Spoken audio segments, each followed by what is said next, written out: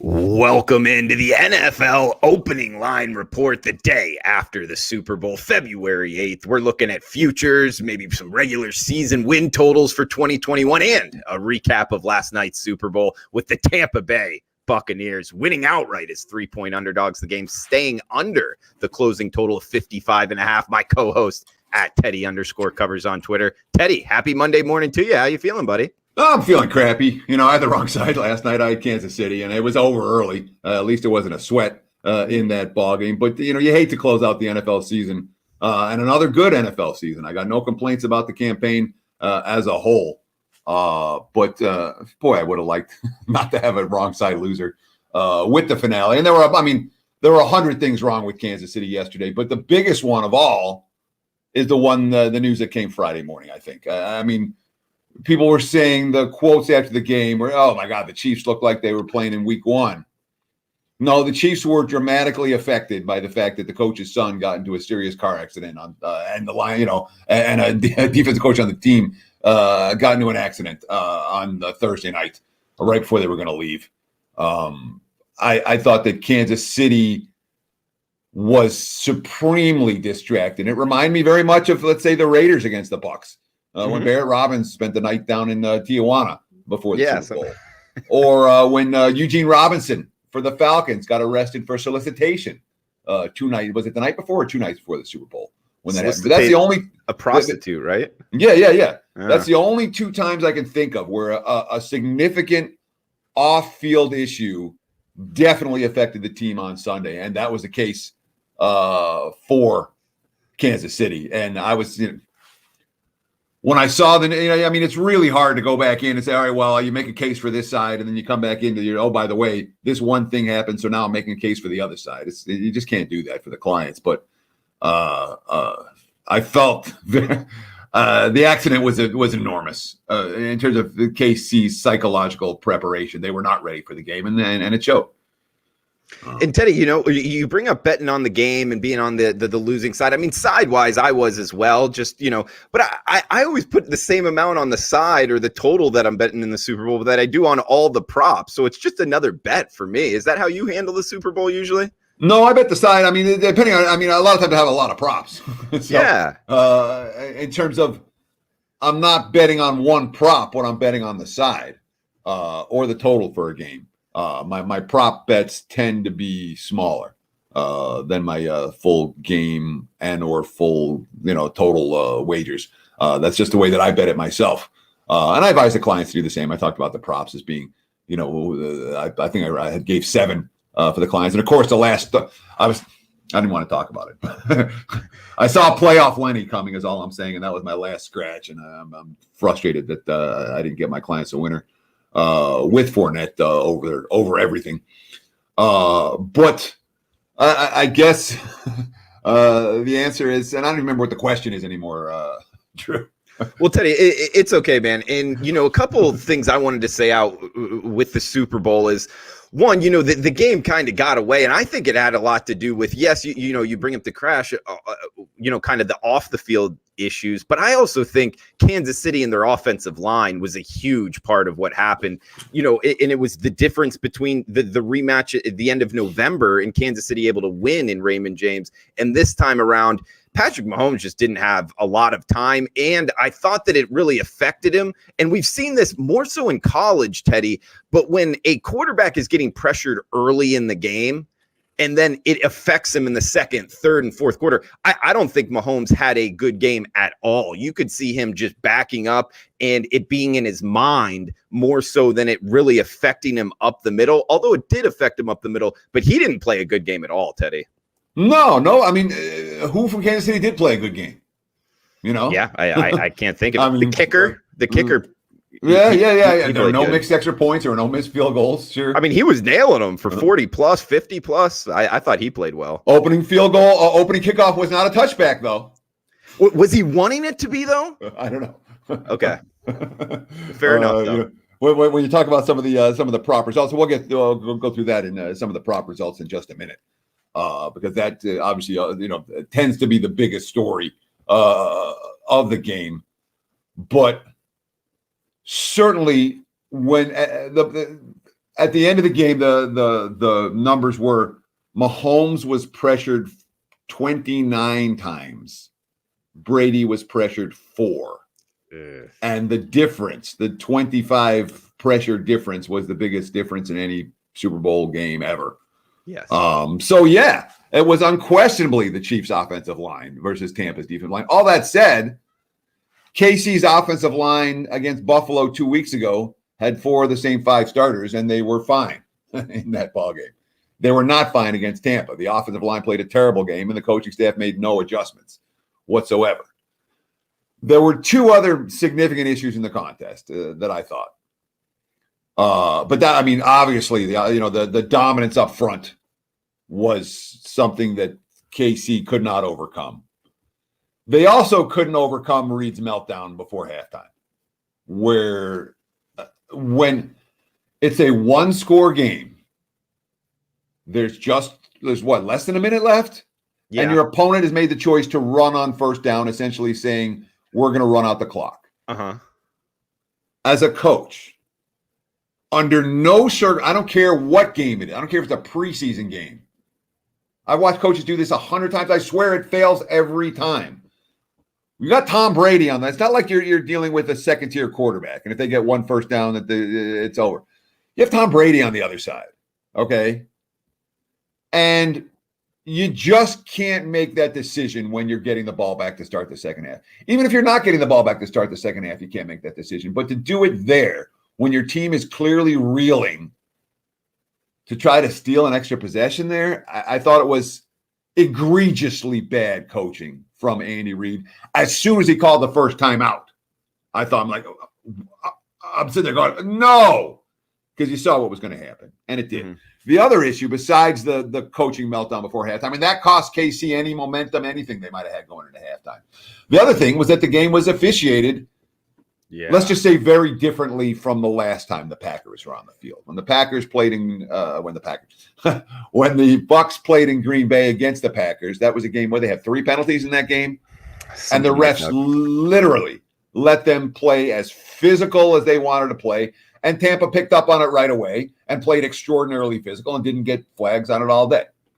You watch that game versus the Super Bowl yesterday, where the flags are flying. KC's getting whistled for, getting flagged for breathing on Brady. Yeah.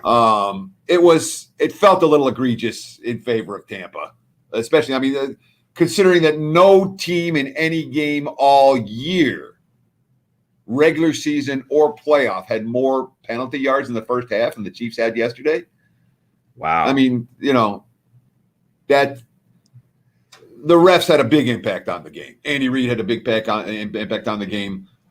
Andy Reid's son had a big impact on the game, and Tampa dominated up front on both sides. And there you have a blowout. And you have Kansas City's offense not getting into the end zone, which, Chiefs to score exactly 9 points, 150-1. Chiefs no touchdown scored 60-1. There were some big scores to be had there yesterday. Brian Pringle as the Chief with the first reception, 25-1. Tampa 19-24 exact margin of victory, 25-1. Gronk to have 2 or more touchdowns, the 16-1. Mahomes not to have a passing touchdown, 15-1. Gronk to score first, 14-1. Bucs to score exactly 31, 14-1. There were a fair few nice scores to be had yesterday for those who played the prop markets efficiently. The prop markets. I think Kelly in Vegas actually tweeted it out. There's no reason really to bet the side or the total, because Super Bowl is so great to bet the props. I that really resonated with me in terms of watching some of these prop bets during the Super Bowl, Teddy. It's really fun. And to kind of touch on what you were talking about in terms of the referees, I kind of got it in the beginning, throwing the defensive holding, the defensive pass interference calls early. I don't really mind when refs do that, try to get control and say, hey, don't do that. But as the game goes on, you kind of got to let them play. They were too involved, in my opinion, and I think they had too big of an impact on the outcome of the game. It is what it is. You can't really go back. Another kind of issue that I have with the broadcast last night is the camera crew. I don't know if you noticed this, but they were missing a lot of shots. They even missed the Gatorade being poured on the head coach. I don't think they had a great night either, talking about the CBS camera crew, Teddy. Yeah, and I mean, I'm no Jim Nantz fan either. Tony Romo's a little bit overrated in my opinion too. He's good, but I don't think he's like, the best type of announcer out there. I think he talks about too much of what he thinks should happen in the future. Just tell me what's kind of going on type of announcer is what I like, Teddy. Yeah, I mean, Romo is a good predictor of play calls. Yeah. And his first year, he got a whole bunch of accolades for predicting play calls correctly. But it's not one of the better broadcast crews, in my opinion. I thought they missed a lot. I'm with you on that one. And missing the Gatorade, that's a huge one. That was huge. Yeah. We got to talk about some of the bad beats from yesterday on some of these props, dude. Yeah. Some of them really stood out. How about Chiefs punts under 3.5? This one actually worked in my favor. All right, KC scored 9 points. They punted on 3 of their first 4 drives. Chiefs punt stays under 3.5. No way. Wow. Okay. Yeah, that was, bank error in your favor. I was real happy with that one. Brady interception. Yes. Well, he threw a pick. That was Oh, and it got called back. Yeah, it sure did. That was it got terrible, called back on an absolute phantom penalty. Yeah. I mean, of all the penalties, terrible. that was, there was a pass. That was the worst one. Yeah, but I really thought, and that particular play at that particular time in the game, it could have been a different game had that not been called back. Brady then didn't throw an INT the rest of the game. So Brady, yes, INT. That was tough. This one got me, man. Will either team score 3 straight times? The game's a blowout. Of course someone's going to score 3 straight times, right? Right. Nope. And the Chiefs even scored first. Chiefs, Bucs, Chiefs, Bucs. No fourth quarter scoring. Game over. No team scored 3 straight times. These props, some of them are wild, man. It's crazy. One of the props I noticed, Teddy, and I'll let you hammer some more, is the first drive. This is something I bet last year, but I didn't bet this year because the Chiefs in the playoffs did score. Both of them punted first drive. I'm betting that going forward because whatever it is, nerves on offense, even Brady taking the snaps, both of them punted before score, and you can get plus price on that. I'm betting that next year blindly. Yeah, I'm an idiot. I'm an idiot in this. I mean, there's 14 different ways I'm an idiot for this Super Bowl, but the one that I didn't put out that I thought about and talked myself out of was no score first 5.5, 6.5, 7.5 minutes. Every Brady Super Bowl has been that way. It was again the case in this Super Bowl. Doesn't matter what number you bet it at. There were no scoring early in this contest. Anything for Kansas City went under. It doesn't matter what you had for the Chiefs. Obviously, their points went under. They didn't score any touchdowns. Touchdowns, yardage, receptions, with one exception. Travis Kelce did it again, man. He finished with 10 catches. At the end of the game, he's 10 for 133. Kelce over receptions, over yards. If you were riding that train, that cashed, I think, every week for the last 10 weeks of the season was Kelce over. Completions and yardage. So that was the only Kansas City player that went over in just about anything, But, I mean, Brady over touchdowns. Playoff Lenny went over everything, rushes and yards. Gronk goes over completions and yards and touchdowns. Kelce goes over. There was a fair bit of liability for Tampa Bay. And in terms of the futures market, I think the books had more liability on Tampa Bay than any other team. So even with the public on KC yesterday, I'm not convinced that was a great result for a lot of books. And what about the national anthem, Drew? I didn't pay much attention to it because it got canceled. I thought they did a good job singing it. 2:16, just like in rehearsal. So if you got those bets down, okay. If you saw the video, it was the exact same time. Yeah. That was not a great result for the house with that national anthem flying way over the total. What else we got? I mean, it's a couple of those. Yeah. Go ahead. Oh, I'm just going to run. If I can run through more props if you want. If you have a question, stop me. No. I mean, talking about the national anthem, of course, that's in the global marketplace, and with the guy kind of having it on the screenshot there, that a lot of them that I saw, Teddy, kind of when that happened, took it off the board. Yes. So that's why I wasn't paying as much attention to it. But I did bet a bunch of props just because they're fun to bet, and I did okay. 2 wins. Looks like 3 losses and 1 pending here on the Dow Jones being positive or negative by 4 o'clock Eastern, 1 o'clock Pacific here. Looking good. It is positive. But, the total times chains brought out for measurement I love that one. I'm going to bet that one going forward. 1.5. It stayed under, Teddy. They did not. I don't think they had any when I was looking for that. Will the announcers say 2020 or 2021 first? I don't think they said either word. Sure enough, it's still pending in my account. We got a player to pour liquid on, winning coach defensive. I love that one, Teddy. Minus 150. I'm going to bet that again next year because when they're kneeling the ball, that's when they pour the liquid on. It was blue. That went off at plus 800. That was, I didn't bet that, but if you bet Gatorade blue, plus 800. And another one here, I bet, Teddy, Travis Kelce, distance of his first reception.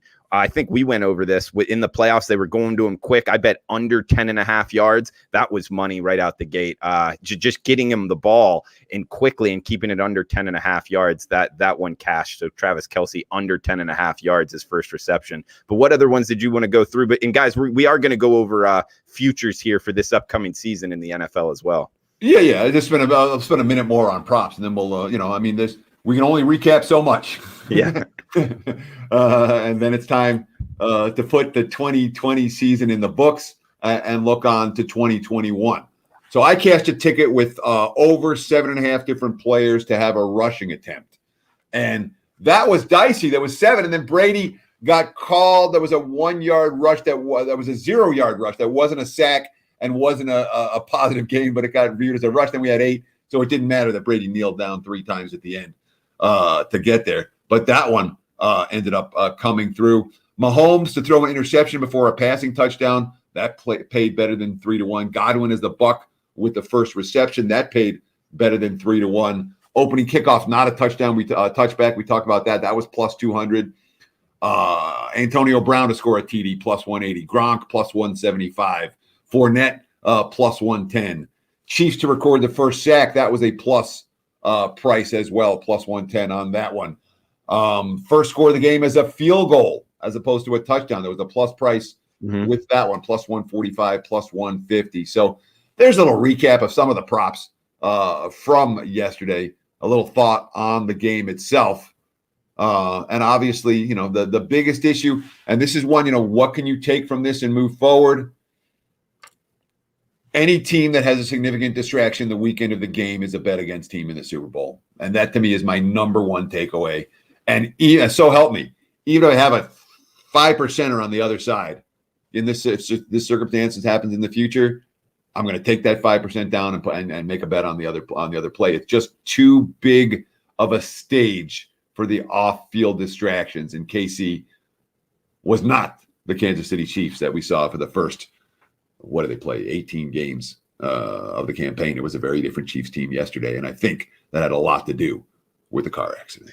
And Teddy, one more question for you about Super Bowl betting in particular. And it's kind of a twofold question here. One being the prop that I brought up, team to punt before score.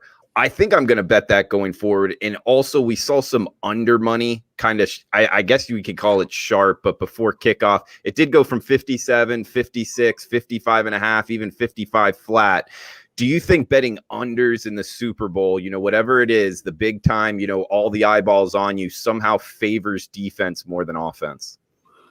So I don't necessarily think that the Super Bowl is going to favor defense more than offense. That just played out that way yesterday. It played out that way last year. And the year before. It's kind of a multi-year trend here. That is true. And of course, there may well be some residual value betting unders in Super Bowl. Mm-hmm. With the concept being that with that extra week's layoff, the offenses aren't quite as in sync with the extra pressure, with the extra lights. They often get off to these slow starts. I don't think I wouldn't disagree with that as a concept. And of course, when you're talking about the Super Bowl itself, one game where you have to factor in public money, the public's going to bet overs. So it does make sense that the Super Bowl in the modern era may be a 55% underplay blindly. That to me makes sense. It's there is some value there. I don't know that it would be an auto bet for me, but the concept of punting before scoring, the concept of no score first 5, 6, 7 minutes of the first quarter, those all make sense. They made sense yesterday, and they would make sense moving forward, looking at Super Bowls.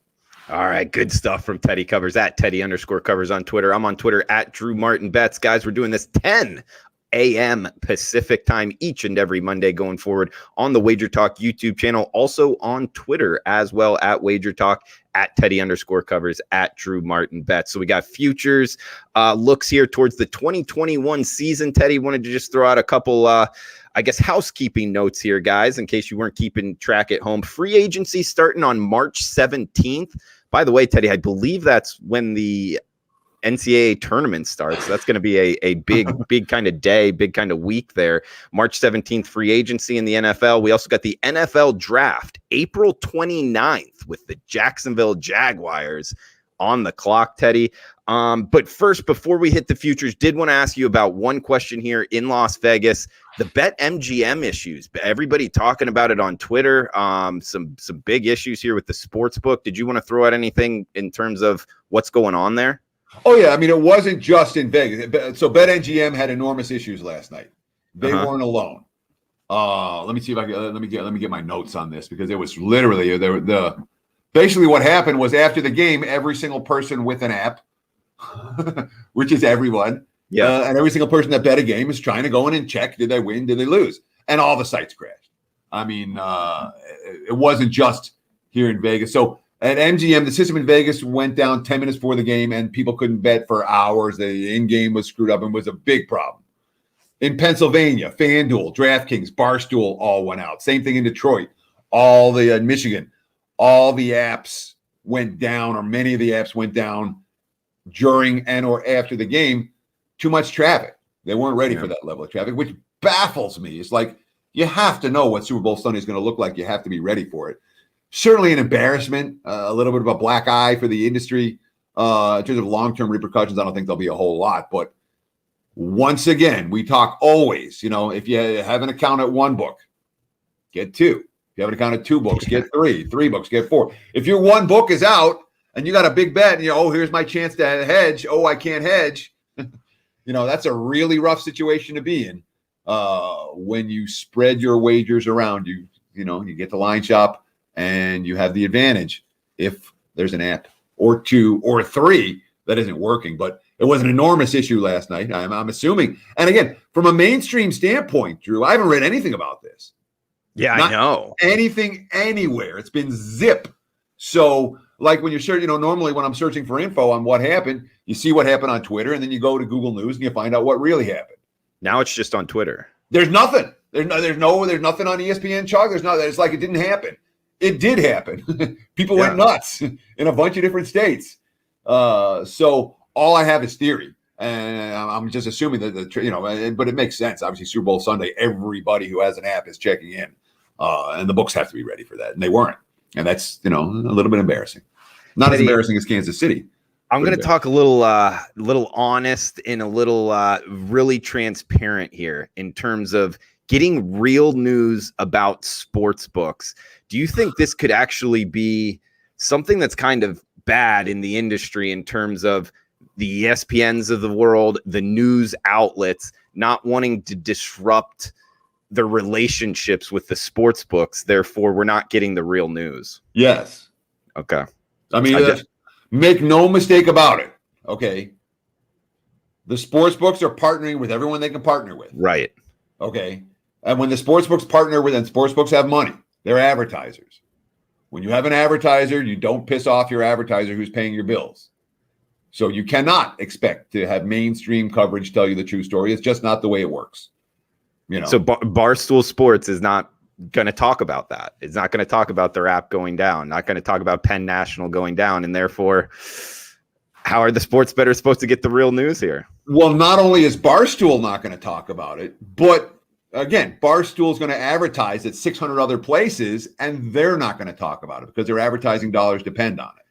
We don't have advertising dollars, so we're talking about it. so we'll talk about it. And it was an embarrassing issue for the books. It shouldn't have happened. That's all human error. Okay, that's human error. All right, Teddy. Well, hey guys, check out WagerTalk, sportsmemo.com, $9 Monday. We got $2 Tuesday at both websites.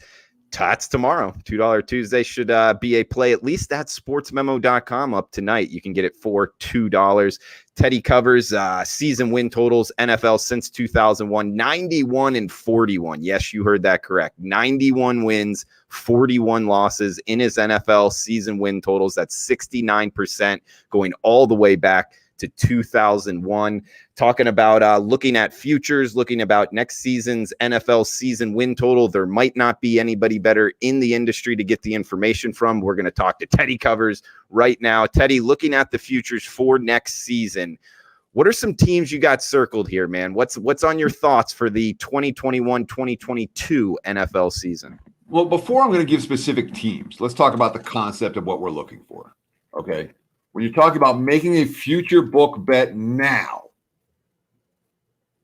that the books are going to hold for the next year, the only reason to make those type of bets is if you're going to get a number that's not going to exist 3 months from now, 6 months from now, 9 months from now. The only reason to lock it up is here's a long shot that may not be a long shot a couple of months from now. Yeah. And the key day, you talked about the 2 key days. April 29th was the NFL draft, Jacksonville Jaguars on the clock, April 29th, and then March 17th, free agency starts. So the draft gets a ton of hype. The draft does not influence the betting markets the same way that free agency does. So if I'm looking at the future book market right now, what I want is a team whose guts are in place, but 1 or 2 key free agent additions is going to make all the difference for that team. And there's a handful of teams like that right now in the betting markets. And obviously, when you talk about the guts of the team being right, the questions sometimes come at the quarterback position. Tampa last year was in the 50 to 60 to 1 range prior to Tom Brady signing there in mid-March or whenever it was. And then obviously the line dropped like a rock. So what we want to do, if we're trying to isolate potential long shots, and let me be very clear, there's no way I'm betting anybody at 10 to 1, 8 to 1, 6 to 1, 12 to 1. Those aren't the ranges I'm looking for if I'm going to make a future book bet the day after the Super Bowl for next year's Super Bowl. Okay? Because even if the line goes from 10 to 1 to 5 to 1, all right, you're not talking about a huge difference in score. When the line goes from 60 to 1 to 10 to 1, that's a huge difference in your score. 10 to 1 to 5 to 1 is not the same way. So I'm always looking for longer shots if I'm going to get involved in the future market right here. I don't want any of the favorites. So why don't you read them off? Why don't you read off the favorites, and I'll tell you why I'm not betting each one. Sure. Starting off here towards the top, we got the Kansas City Chiefs plus 500. We got Tampa Bay Bucs plus 900, Buffalo Bills, Green Bay Packers, Los Angeles Rams, all at plus 1,200. That's the top 5. Yeah, and certainly, I mean, the Rams are a nice story. The Bills are a nice story. They're 2 teams where the guts are there and have all the potential to make deep runs next year. What's wrong with those 2 teams is simply the price. As for Kansas City, there's no way I'm betting the Chiefs at that price, not because the Chiefs lost yesterday, because the Chiefs have Super Bowl hangover issues. They've been back-to-back Super Bowls. You don't expect that 3 years in a row. You just don't. So KC's not a team that I would look to get involved with, especially as a number 1 choice in the future market right now. Okay, next 5 here, Teddy. We got the San Francisco 49ers plus 1,400, Baltimore Ravens plus 1,600, and then rounding it out at 20 to 1, Cleveland Browns, Seattle Seahawks, and Dallas Cowboys. So those are all interesting teams. All right, the 49ers at 14 to 1. You know, San Fran decimated with injuries this year. I think their guts are still pretty good. Still questions about the QB position, but the 49ers are one team that if they get the QB upgrade, perhaps they might be right in the mix with LA. So San Fran's a team that would potentially interest me in that regard. You talked about Baltimore. Baltimore is not that team. All right, Baltimore is not one piece that Baltimore is going to get that's going to suddenly get them better. I wouldn't look at the Ravens in that regard. What were the other teams that you talked about there? Dallas Cowboys, Seattle Seahawks, 20 to 1. Yeah, I mean, perennially, Seattle's not a team that's I'm looking for like one piece. Seattle doesn't have one piece that's going to come in, and Dallas needs 50 pieces to come in. The Cowboys perennially overpriced in the let me see Dallas get a playoff win before I bet them to win the Super Bowl in the Dak Prescott era, Fair enough, Teddy. Yeah. Okay, next 5 here. We got Miami Dolphins 25-1, New England Patriots 25-1, Colts 28-1, Chargers 28-1, and Saints 28-1. Okay, of that group, the Colts definitely stand out to me. Okay. Indy had a lot of pieces in place this year to be a Super Bowl team. Rivers was okay. The receiving core wasn't that great.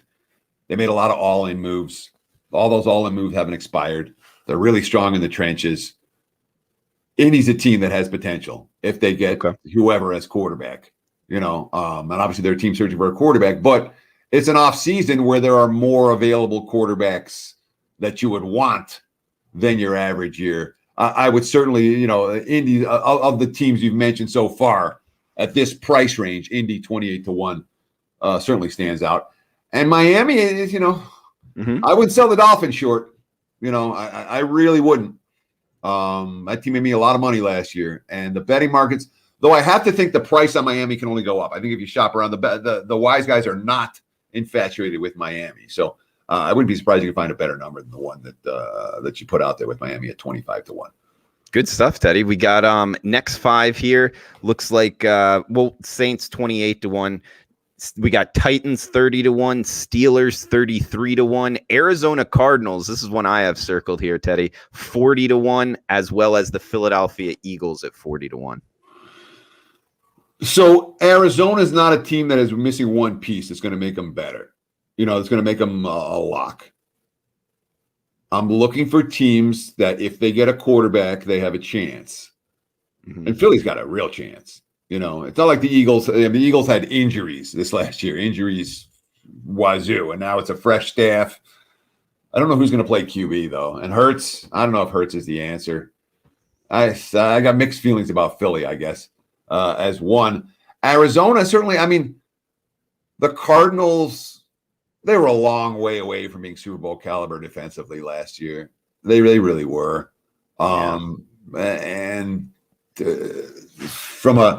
from a skill position talent standpoint, when you think about what Tampa had on the field and what Kansas City had on the field, Arizona's got DeAndre Hopkins and blank.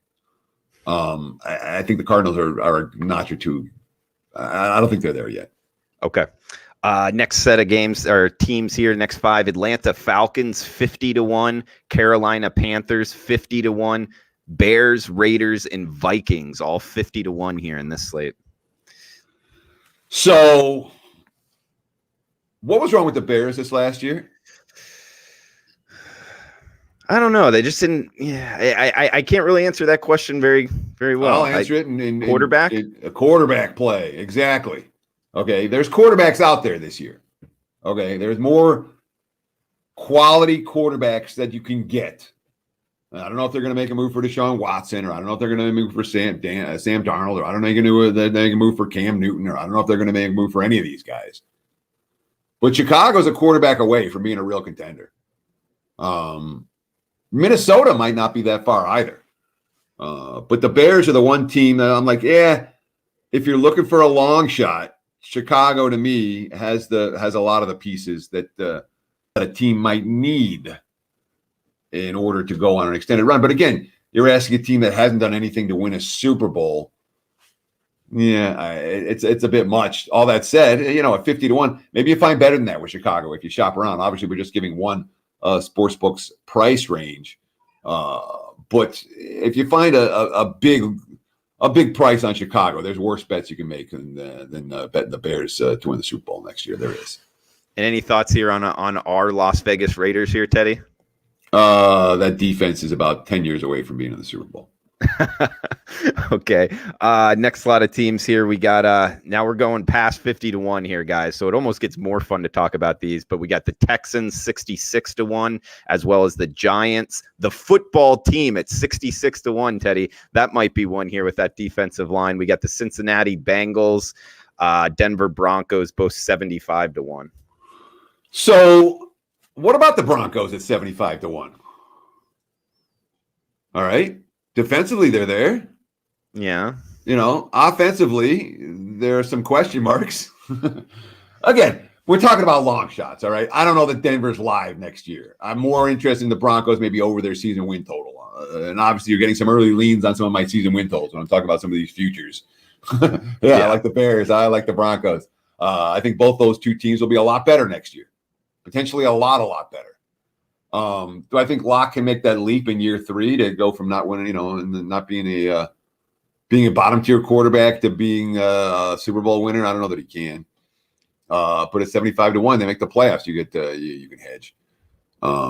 So maybe the Broncos are worth a look there. Again, we talk about in these longer range, and the New York Football Giants might be worth a look as well. And again, they're set at the QB position. They had injuries everywhere this last year. They're in a very winnable division. There's worse bets you can make than bet an NFC team, the NFC East team to win the Super Bowl next year. There are, because if they're any good, the path is there. Now, I wouldn't bet. I think the Giants have a big edge over Washington because Washington's got nothing at QB right now. The Giants have their QB set up. So that's advantage G-Men. That said, if the Washington signs a big-name quarterback, all of a sudden that 66-1 is not going to be there, whereas the Giants is still there. So, with these type of bets, you're not backing up the dunk truck to the betting window. But Washington and the Giants, in theory, could be live as bigger underdogs. Yeah. I was just thinking, I don't know, at what, 75-1, and the kid from Old Dominion there in his last game in the playoffs, he looked decent, and that defensive line, I was just throwing it out there, Teddy. But here to round it out, Heineke's not taking you to the Super Bowl, dude. He looked pretty good. He's not Super Bowl. No. Well, we got the Jets, Jags, Lions, 80-1. You could probably find them higher out there, guys. But any of these worth a shot here, Teddy? Jets, Jags, and Lions at 80-1 or higher? Yeah. Anyone wants those wagers, just let me know. I'll book them for you. Hey, what about the Jags? Trevor Lawrence. I haven't really been up to date with who's declaring for the draft and who isn't. But if he's Trevor Lawrence is going to the Jags with the number 1 pick. That's why Urban Meyer took the job. We talk about it all the time. Well, not all the time, but we talk about it every year after the national championship game. Is what would the point spread be if Alabama played the worst NFL? The best college team played the worst NFL team. And the answer is always, 24.5, 27.5, 28.5. The worst NFL team would blow out the best college team. The players are bigger, better, more physical. The 45th guy on the NFL roster is a heck of a lot better than the 45th guy on the college roster, et cetera, et cetera. NFL teams would kill him. So, yeah, Trevor Lawrence, great college quarterback. He may well be a great NFL quarterback. I expect that he will. As a rookie to the Super Bowl, I'll book it. Okay.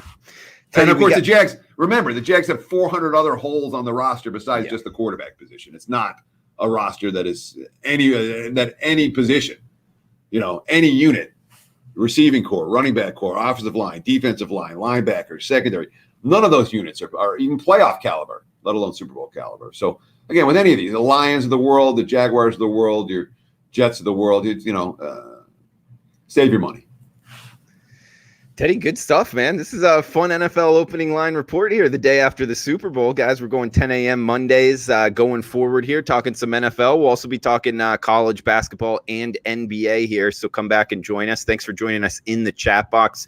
Scott, Eddie, Proud Babylonian, all you guys from Ireland, from England in the house. Let us know where you're watching from. That's always cool, guys. And please smash the like button if you're liking the content. And if you're watching on replay, that's cool too. Feel free to drop a line below on YouTube, the WagerTalk YouTube. We also got it going on Periscope at WagerTalk, at Teddy_covers, and at Drew Martin Bets. Feel free to throw out any questions. We'll answer them on next week's show.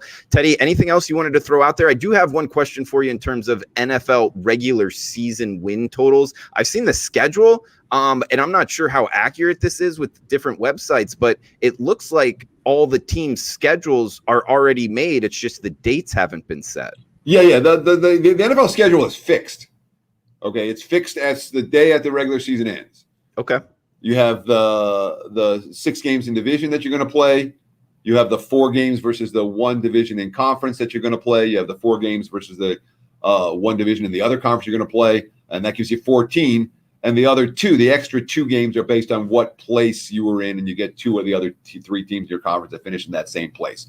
So the teams that you play itself, that's set in stone, assuming that we don't have COVID dragging over into next year, which we can't assume that yet. But assuming that's the case, then those are the teams that are going to play. But the schedule itself, the nuance of that schedule, doesn't get announced. That comes out later. And I don't bet NFL season wins until that does come out, for what it's worth, because it makes a big difference whether you face your elite team in week 3 or whether you get them week 17 when they're resting starters. Do you have a situation where you're traveling back and forth, East Coast, West Coast, any of that kind of stuff? You don't get the travel spots. You don't get the nuance of the schedule until you have the actual date. So we do know what opponents teams are going to play. But how the schedule lays out is every bit as important as almost as important perhaps as the number of opponents or the particular opponents you're going to play. So that's one that I wait until the schedule gets released until I start doing my NFL season win works. All right, good stuff, buddy. No, this was fun. Day after the Super Bowl. Is there anything else you wanted to throw out there before we shut this down, Teddy?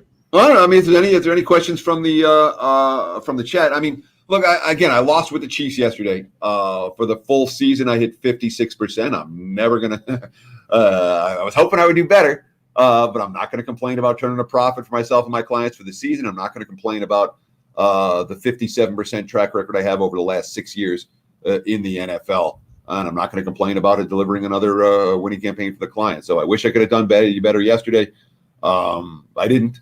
But when all said and done, I did my job. I made money for my clients, and I expect to do it again next year. So, I mean, great package. You talk about that $9 Monday. It's $9 all week. It's Customer Appreciation Week this week at Sports Memo and WagerTalk.com. So every play all week, $9, including all the 5% big tickets. So I encourage you to check out the site and get on board. Good stuff, Teddy. Hey, one question here from Lonnie. Is there small conference football this season? Actually, there is, Lonnie. FCS college football starting, I believe, either this week or next week. Teddy, are you going to be involved in handicapping this? So I've never handicapped it before. I wasn't planning on it. But what I'm going to do, I'm damn well going to pay attention. And if we start seeing stuff a week or 2 in, we'll start betting it a week or 2 in. But from the get-go, no, I'm not going to put out any plays on schools that I haven't handicapped in the past. But we'll be watching.